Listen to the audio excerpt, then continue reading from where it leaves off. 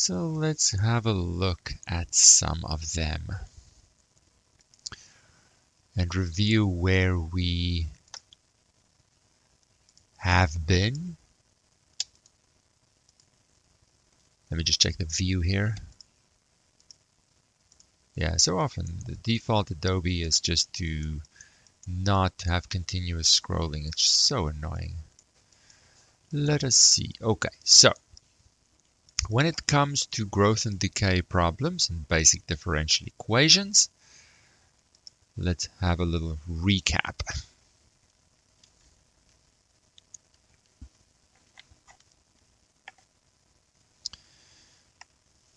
So we have basic, growth, and decay problems. Now, if you followed the Math 108 Calculus for Life Sciences lectures, then we've done some of it. And I really have 5 different kinds of problems that I can use as part of my introduction. Let me just check the chat here.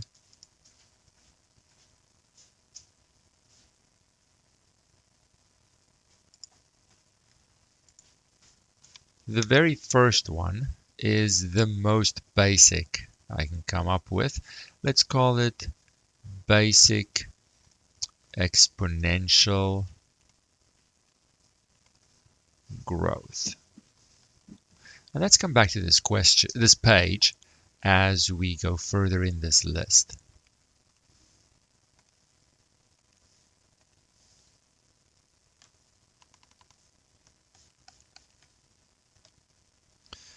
So for the basic exponential growth,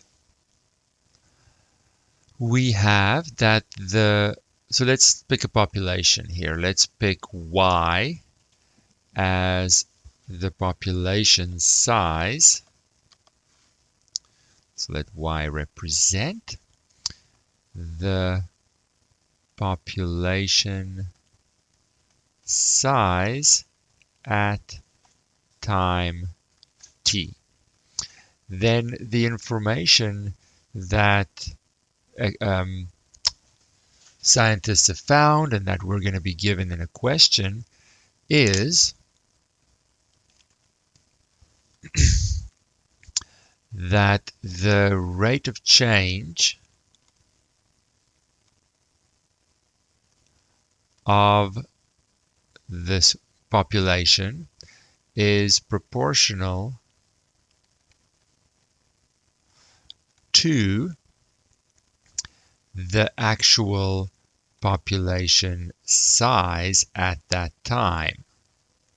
This sentence then translates to our differential equation.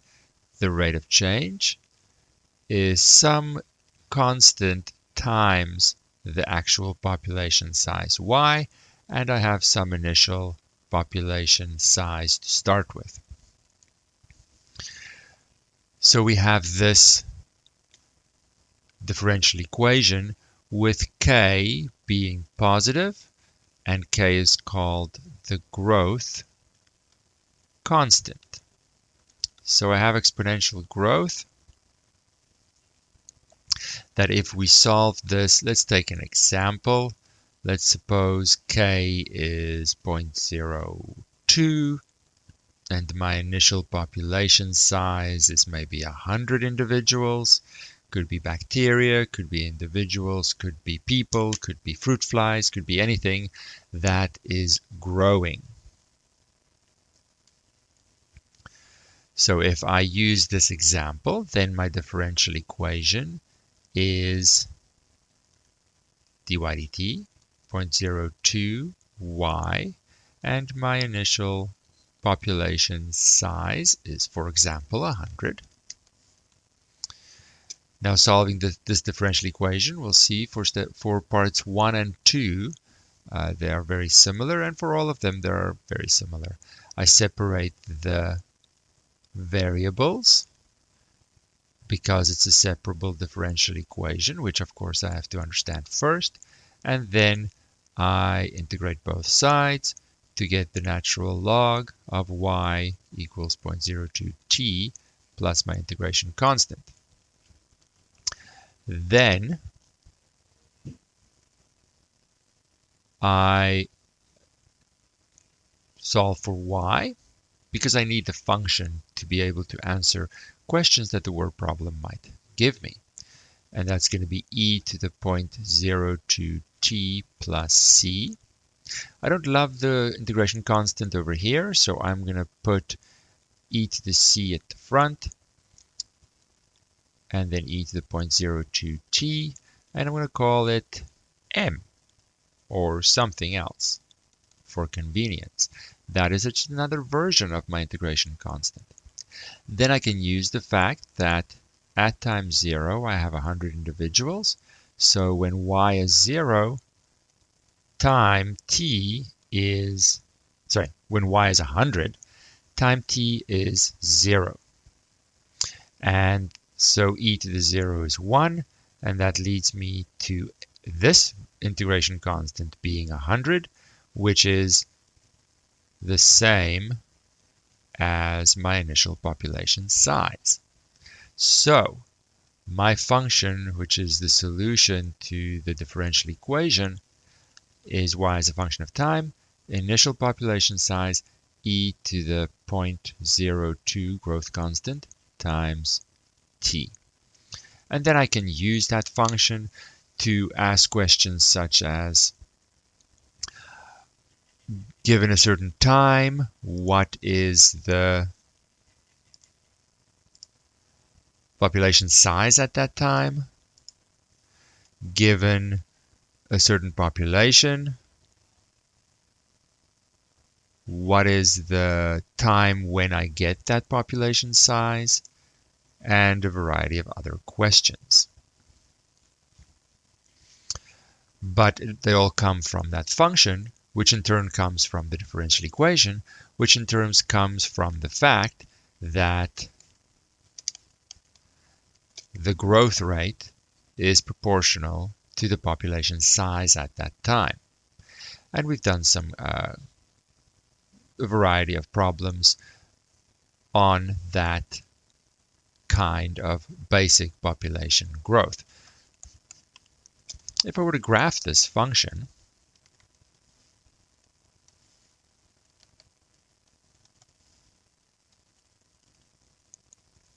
it would be, because time is positive or 0, I would have the sort of the high side of my exponential function with the y-intercept being the initial population size, and then it grows exponentially, which is why it's called the exponential growth. Now for the second one, we have, I'll call it radioactive decay, though it could work for other kind of decay questions as well, but mainly radioactive decay, where we have a very similar situation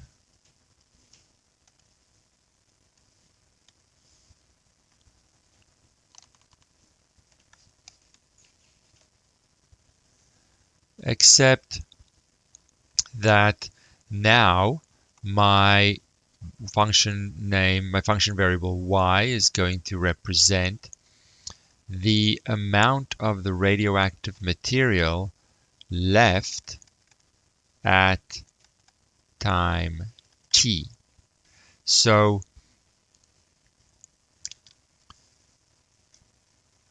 it's a situation of I have some substance, some material, something that decays over time, that becomes less, and I'm trying to keep track of how much I have left at that time.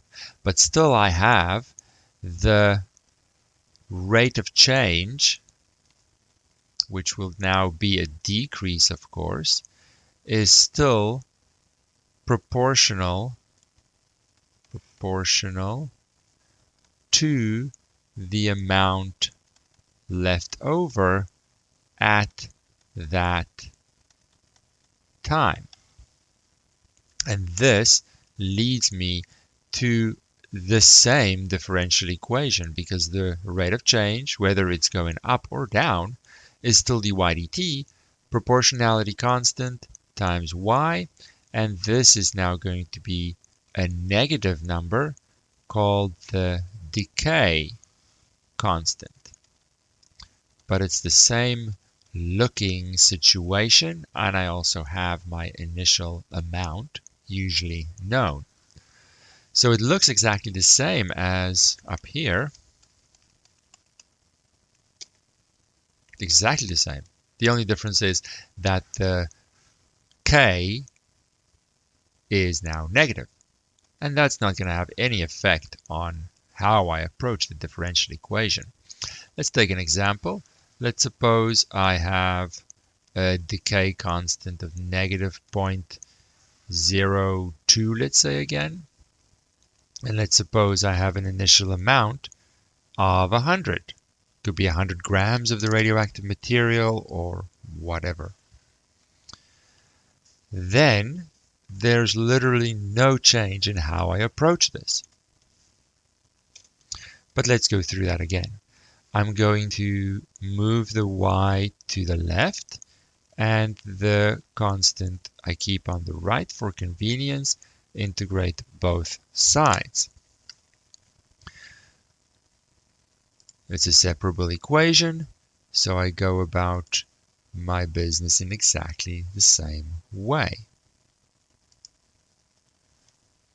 So then I have the natural log of y on the left and the constant times t on the right. Of course, integration constant, that's grouping the two indefinite integrals.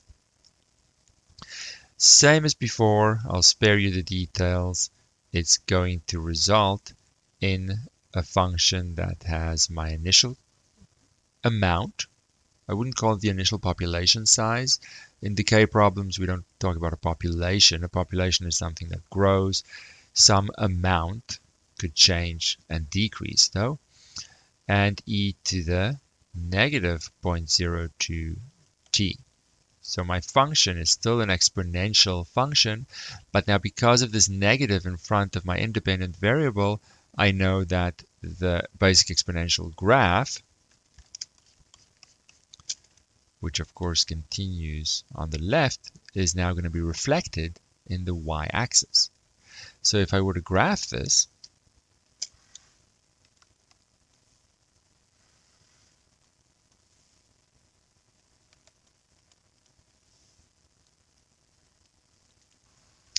I would start with some initial amount, and it would be the other side. Whoopsie, let me flatten that out a little. It would be the other side of the exponential function's graph, having a horizontal asymptote at the horizontal axis at y equals 0, meaning a radioactive material decreases down to something very small, but it never fully goes away. And then, especially in the radioactive decay section, this second type of problem, we have the concept of half-life. So for me to go from 100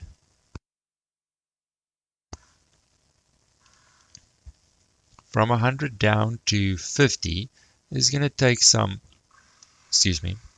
length of time. I'll call it tau. And we'll call that the half-life.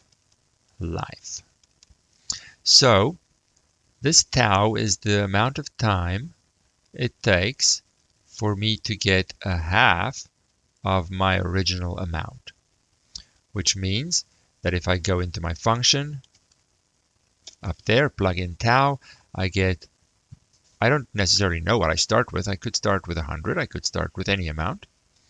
E to the, let's stick to this. Now tau. Let's stick to an example for k, just to keep track of where it goes. And it's a 1/2 y0. I wanted to show a y0 because you see you can divide on both sides by y0, and it actually doesn't matter if I started with 100 or I started with 1,000 or very little. It doesn't matter. It's completely independent. So I now solve for tau, and I get negative 0.02 tau equals natural log of a half. So tau is natural log of a half over the decay constant. So in general, it would be the half would still be there because of this half-life concept, and it would be a k. So this is independent of my initial amount. It's a key property of how fast this substance decays over time. Now in this case, we could perhaps calculate that in our example as log of 1/2 over negative 0.02. Let's just do that to get a number and see what that is.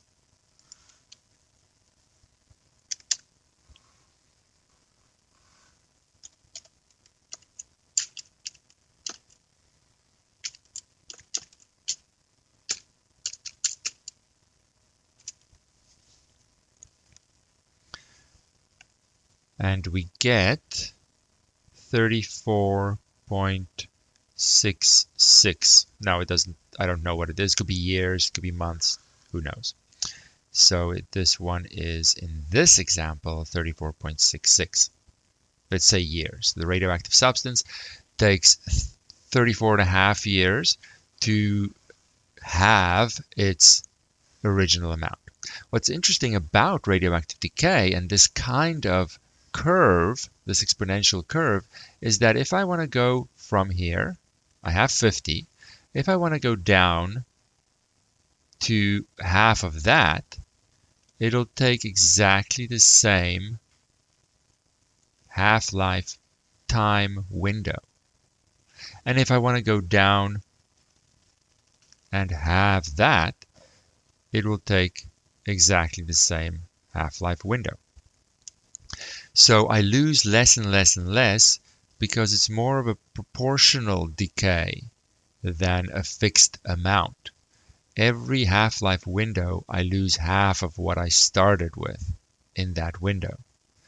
And you can see that I'm never going to get to 0. I'm only going to lose half to 12.5, and then half of that, and I'll never actually get an answer of 0.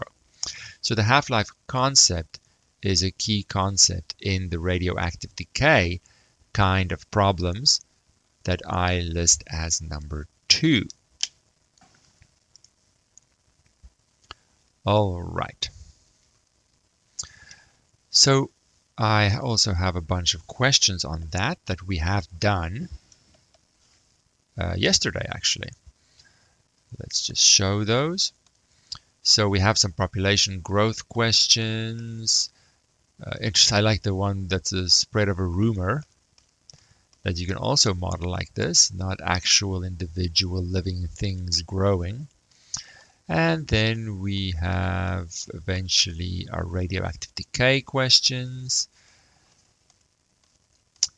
Sometimes half-life, sometimes radioactive substance. Carbon dating is a classic example where I use this kind of exponential decay, and so on.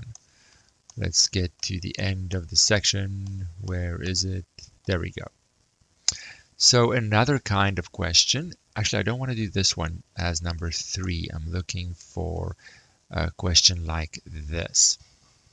Now before I look at a specific example, let's just see what are the pros and cons for number 1, our basic exponential growth. Well, I'll say a pro is that it is easy. Easy to work with, easy to understand, easy to solve the differential equation. It's just easy. But now, if we actually do an experiment with, let's say, fruit flies in a jar. So I have my jar here. Could be an actual glass jar, which it was originally, I suppose. And I put an apple slice in there and a couple of fruit flies. And then I, of course, close the lid, give them some oxygen, see what happens. When we track periodically their numbers, we get something that is extremely close, near perfect on this graph. However, up to a point, when the space becomes an issue and they're really crammed in there too much, that it's going to slow this curve down. So there's a cap here somewhere due to practical space limitations, where after that kicks in, this graph isn't going to be an accurate model to describe how the population grows. So a con could be that it ignores any space limitations. So we could then say, okay, what if we change this model a little bit, trying to incorporate the idea that limited space does slow down the growth of the population. So we have here growth with capacity, let's say. I have some space capacity. And honestly, let's just do it by example.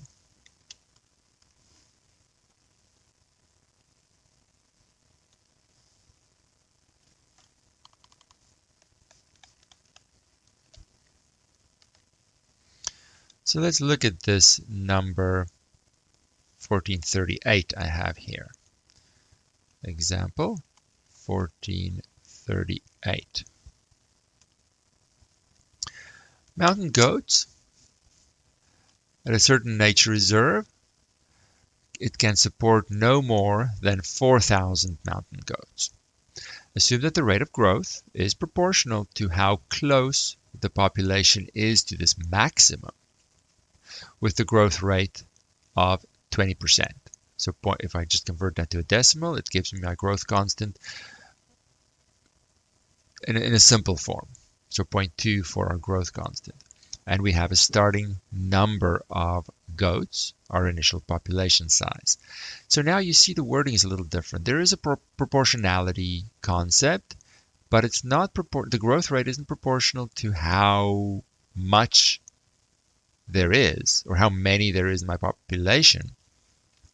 It's proportional to how close the population is to this maximum. So what is the difference? First of all, let's call y the population size, the number of goats, population size at time t, and t in this case is going to be in years.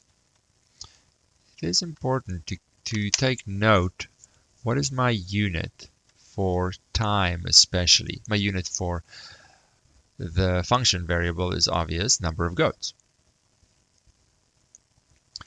So let's have a look. Now I have the rate of change. It's proportional to something. Not proportional to y itself, but proportional to the gap between the population and the maximum capacity. So it's going to be proportional to the difference of the two, the capacity, which is 4,000, they say, and the actual population, where this guy is given, the growth constant is given as 0.2. So I should have just put that in. Let us do that to not make it any more complicated.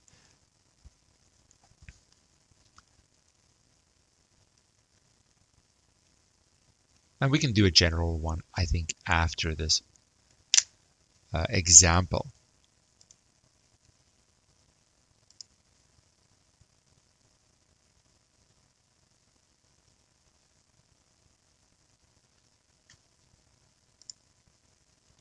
All right. So now let's see, is it more difficult to solve this differential equation? Well, yes, technically. How much more difficult? Can we still handle it? And what is the result? How does that end function look? Does it capture this capacity issue? So I separate the variables. I can only do that by multiplication and division, so I have to take the whole bracket to the left. So 1 over 4,000 minus y dy equals 0.2 dt. Oh, I had my initial population, right? I had 1,000 mountain goats to start. That comes in later, of course. Integrate both sides. Now the right side here is going to be super easy, and I'll group the constants for the integration constant together now before I forget. The left side, what is the left side now?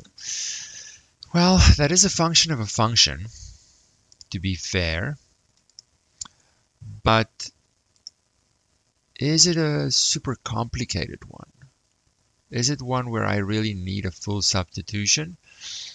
You're welcome to do a substitution, but I argue that it's not that bad. We can guess and check our way through this basic one. Let me give a guess. Let me try a natural log of the denominator. Then if I take the derivative of this, it's log of something, so it's 1 over the something. Yep, that's perfect. That's what I get in my target. Times the derivative of that inside something, which is -1, which I don't see, so I need to catch that negative when it comes out by the chain rule. And because the second part of the chain rule is so simple, you're welcome to do a full substitution, but it's overkill here a little bit.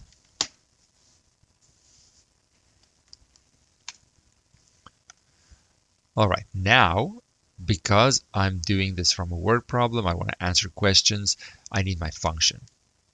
So I need to, even though this is a perfectly fine general solution, I need to go further because I have a reason to. So let's take that negative over first. This is only one way of doing it, it's not the only way. To negative 0.2 t minus c. And then solving for this bracket will be rewriting the log equation, will be the bracket equals e to the negative 0.2 t minus c. Let's shift up a little bit.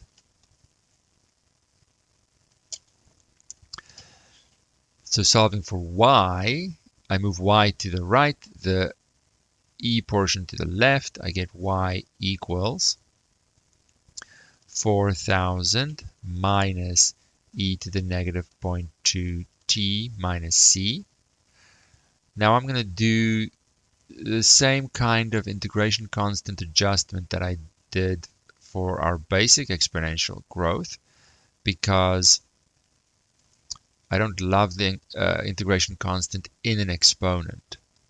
It's going to be a lot nicer if I put it out in front. And then, of course, m, if anyone cares, is going to be e to the negative c. But it doesn't really matter. It's a constant that I need to resolve. Now I need to use the fact that at the beginning I have 1,000 mountain goats. I can use that now. Plug in 1,000 for y. Plug in 0 for t. And I see that this, of course, equals 1. So that means m is 3,000. So I have my function. My function describing the growth of these mountain goats is 4,000 minus 3,000 e to the negative 0.2 t. Let's put a box around that. Now what does this graph look like? before I continue answering questions, does this function make sense in terms of what the model is trying to do? Incorporate that capacity. Well, if I see how much space I have here. Let's make a new page because this isn't easy for everyone. If I go back to my transformations of basic exponential functions, and I just take something simpler, let's remember, if I wanted to graph y equals, let's say, 4 minus e to the, I want to make it look similar to this, right? So I need a negative in front there. E to the negative x. That's a simple, while still capturing the essence. Well, I was going to graph basic exponential function. We're just doing a very rough one. Then I'm going to chain that with, well, you have some options which one to do first. I mean, I can rewrite this to negative e to the negative x plus 4. I like to, it doesn't really matter which negative you take care of first. Like, let's do the outside one.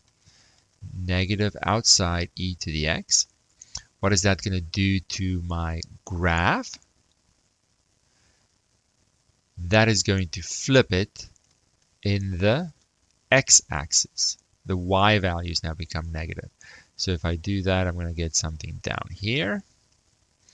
Then if I chain that with replacing x with a negative x, what is going to happen to the graph?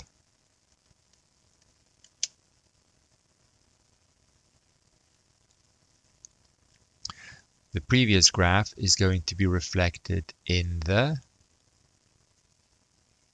y-axis.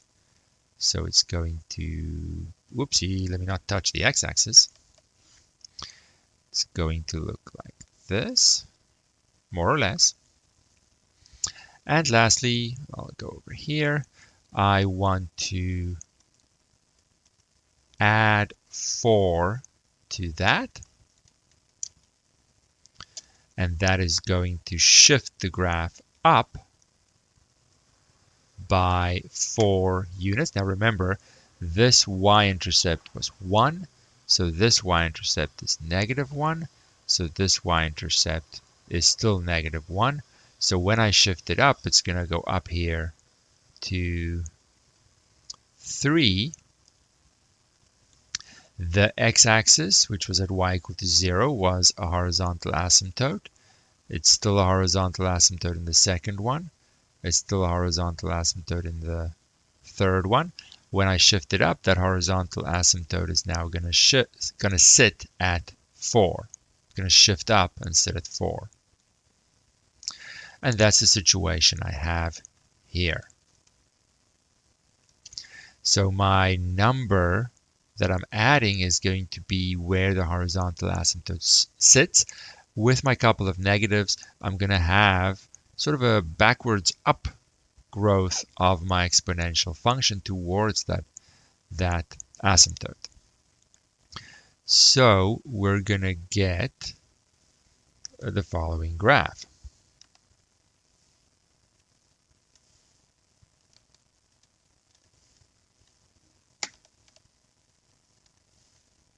Time, of course. I'm going to have a horizontal asymptote at 4,000. And I'm going to start at 1,000, my initial amount, initial population. Oh, come on, not straight. Have it nice and bendy at least. And it's going to taper off as I'm getting closer and closer to that capacity, but it's still a section of the exponential graph, the exponential function. So I have this capacity that it can't cross this 4,000 line. It's going to get stuck. There's a maximum capacity that the area can hold. So the model is using exponential growth, but at the same time having built in that capacity. So it's one step forward, a little bit more general. Is it perfectly general? No, of course not. But we're trying to keep things simple while still inching forward in our practical generality. So we can answer some questions, I suppose. Solve the general limited growth differential equation. We did that. Write the function. We did that. What will the goat population be in 5 years? That's easy enough to answer. In 5 years, we simply use our function with 5 as the time variable, value, 4,000 minus 3,000, e to the negative, what was it? 0.2 times 5, and we get an answer. Let's see what that answer is.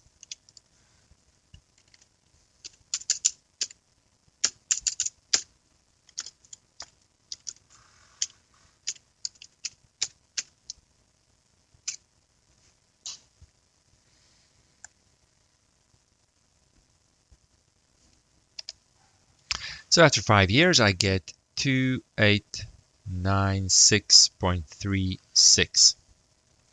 So we'll get approximately 2,896 goats.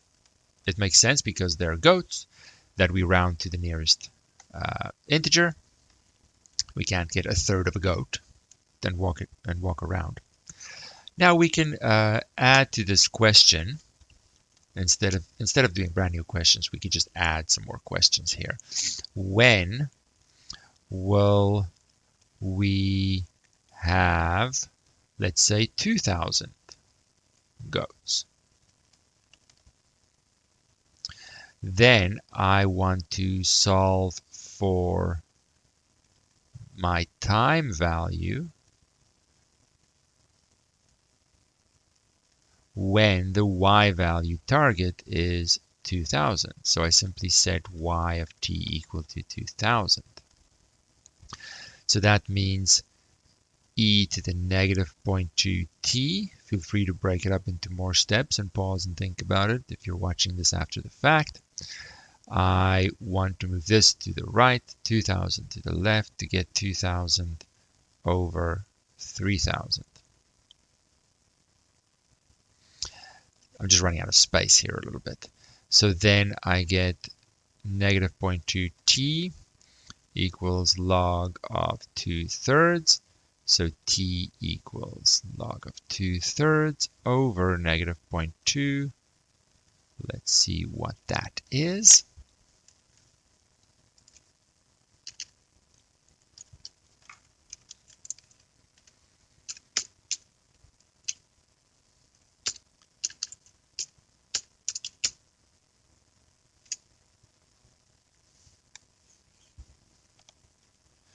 And we get 2.03.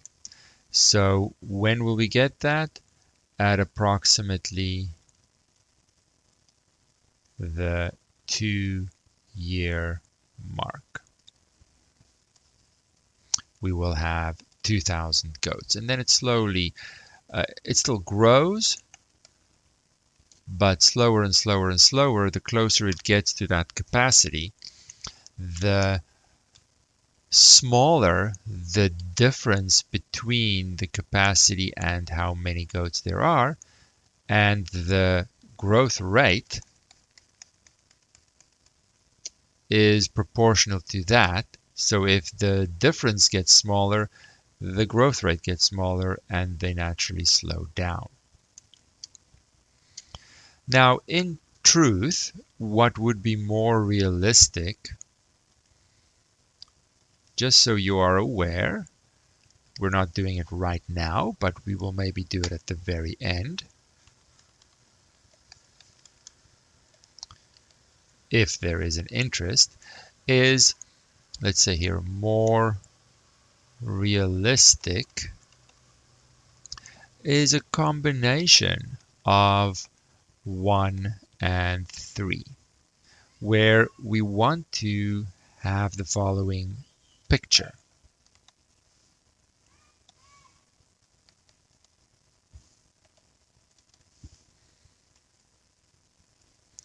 We want to have the following idea. I want to start with my initial amount. I want it to grow really fast, exponential, because initially there is no space limitation and awareness at all, because there are so few initially. So let me just make a smoother line here. There we go. So initially, come on, there we go. It should resemble very closely the basic exponential growth. But then I do have space limitation issues. So at some point, I also want the capacity model to kick in and have the growth curve slow down towards that capacity. So a combination of these two seems to be the most realistic I can get right now. But unfortunately, we can't jump to that right now because it is much more complicated. I want to run through some more basic ones. Newton's law of cooling, concentration change questions, and then perhaps we are more ready to see what does this differential equation look like. And because to be honest, the more realistic I want to get, the more complicated the math is going to be. So it's a fine balance between the two. I want to capture the essence, the most important things of the practical problem, but I don't want the mathematical side of things to be a complete nightmare. Where is the balance? And this is called the logistic growth model. It does have a much more complicated differential equation that we should build up to and leave until the very end of our discussion. So next time we will look at number 4 and number 5, other variations of growth and decay with still the same level of differential equation, eventually working our way up to something very realistic. All right, until then.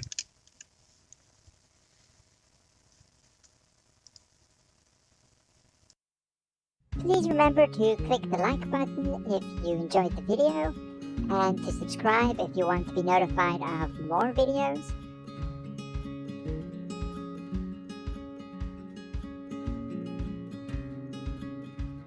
Thank you.